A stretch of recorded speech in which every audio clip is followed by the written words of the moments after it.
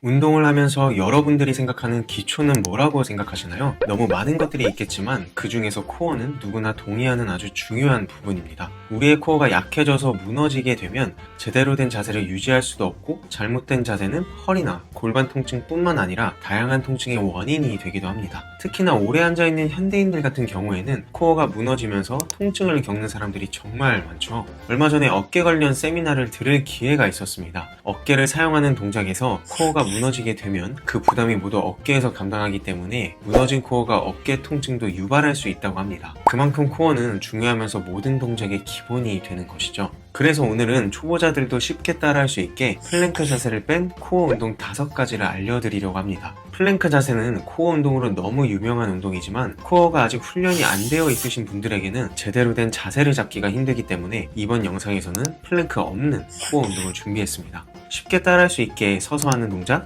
누워서 하는 동작, 엎드린 형태의 동작으로 준비했으니까요. 허리나 골반이 아프거나 무릎, 발목 등이 불편하신 분들은 진행할 수 있는 동작으로 골라서 진행하시면 되겠습니다. 첫 번째, 슈트케이스 캐리 동작입니다. 서서 할 수 있는 코어 운동이고요. 한 손에 여행 가방을 들고 있는 동작과 비슷해서 슈트케이스 캐리라고 불리는 운동입니다. 한쪽 손에 중량을 들고 걷는 동작입니다. 코어 하면 보통 앞만 신경 쓰는 경우가 많은데 슈트케이스 캐리 동작을 하게 되면 옆쪽 코어 발달에도 큰 도움을 주게 됩니다. 비대칭 무게에 대한 코어 운동으로 안정성과 균형을 잡아주는 기능적인 움직임에도 도움이 됩니다. 특히나 일상생활에서 이런 비대칭적인 동작을 정말 많이 사용하죠. 처음에는 가벼운 덤벨이나 집에 있는 적당한 중량의 무게를 들고 진행해도 좋습니다. 어느 정도 익숙해지셨다면 중량을 올려서 진행하시면 되고요. 보통 크로스핏 박스에서는 10에서 15m 정도를 걷습니다. 하지만 집에서 한다면 공간적 여건이 좋지 않기 때문에 짧은 구간을 여러 번 왔다 갔다 하셔도 크게 문제는 없을 것 같습니다. 두 번째 동작, 버드독 자세입니다. 흔히 우리가 알고 있는 내발기기 자세, 그러니까 OTL 자세이죠. 팔과 반대쪽 다리를 들어 올리는 동작입니다. 팔과 다리를 뻗어주면서 더 많은 근육들을 사용하기 때문에 코어와 협응력을 같이 길러주는 운동입니다. 주의하실 점은 동작을 진행하면서 허리를 너무 과도하게 젖힐 필요는 없습니다. 1세트에 10에서 15회,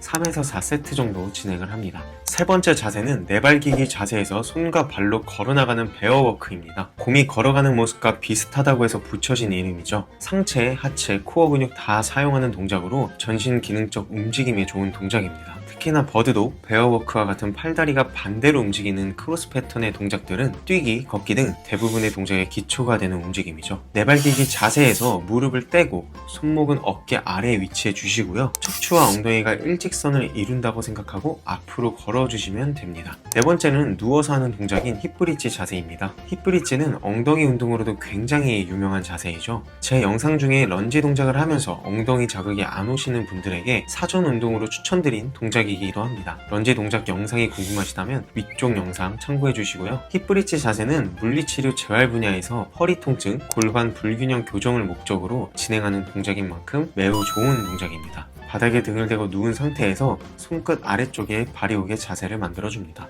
그리고 이 상태에서 햄스트링, 엉덩이, 코어 근육을 사용해서 들어 올리는 동작입니다. 발바닥으로 지면을 꾹 눌러주시고요. 내가 가능한 범위에서 엉덩이를 들어 올려줍니다. 너무 과하게 활처럼 휠 정도로 들어줄 필요는 없습니다. 한 세트에 10에서 15회 정도 4세트 진행하시면 되겠습니다. 만약에 이 동작이 조금 쉬워지셨다면 한쪽 발을 들고 진행하는 싱글레그 힙브릿지라는 동작으로 난이도를 올려서 진행해 보시는 것도 좋을 것 같습니다. 다섯 번째로는 데드버그 자세입니다.